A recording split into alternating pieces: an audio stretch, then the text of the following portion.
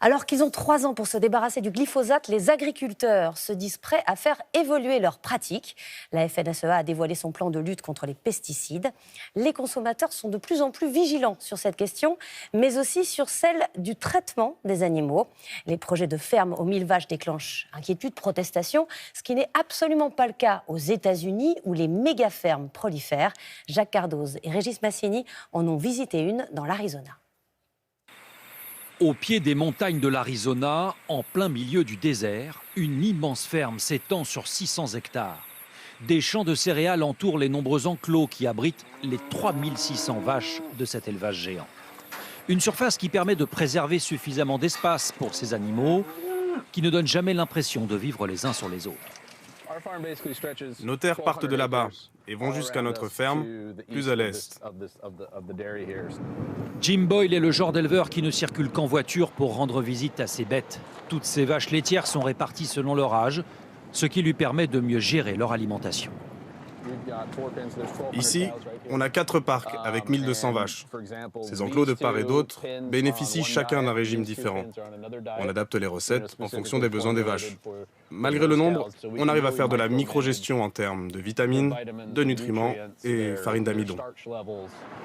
Une partie de l'alimentation pousse d'ailleurs juste à côté des enclos, dans ces champs. Ici, Jim cultive des dizaines d'hectares de légumineuses et de maïs. Les repas des animaux sont servis à la pelleteuse. Chaque monticule correspond à un aliment différent. Là, c'est la luzerne que vous avez vue dans le champ. Et là, de la paille d'orge. La pelleteuse prélève une quantité précise de chaque sorte d'aliment avant de tout mélanger dans cette grande bassine. On y ajoute de l'eau, puis il est temps de servir le troupeau à l'aide de cette machine agricole. Jim nous garantit que ces vaches ne mangent que des aliments naturels. Mais ce n'est pas forcément le cas partout aux États-Unis. En fait, cela ne dépend pas de la taille de la ferme, mais de la philosophie des éleveurs. Il fut un temps où on donnait des hormones qui stimulent la production de lait. C'était très fréquent aux États-Unis. Mais en Arizona, cela fait 12 ans qu'on ne leur donne plus ces hormones. La force d'une méga ferme à vaches, c'est d'augmenter la rentabilité grâce à une baisse des coûts de production. Autour de cette treilleuse qui a coûté 150 000 €, 60 vaches peuvent prendre place. Un investissement rentable car il ne nécessite que 5 employés.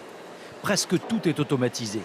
Selon les propriétaires, le système préserverait le confort et le bien-être de l'animal, ce qui permet aussi un meilleur rendement. Elles sont très heureuses. Chaque vache est rassurée par la tranquillité de celle qui est en face. C'est comme une récréation. Elles ruminent, elles se détendent et elles ne retiennent pas leur lait. La treilleuse fonctionne sans discontinuer pendant 10 heures. Les vaches se succèdent et certaines peuvent donner jusqu'à 60 litres de lait par jour. Un exemple qui semble parfait, sauf qu'il n'est pas transposable dans les régions à forte densité et à proximité des rivières, facilement polluées par les déchets organiques. C'est le grand problème des méga-fermes. Celle-ci est idéalement installée dans le désert de l'Arizona et les propriétaires ont trouvé la solution.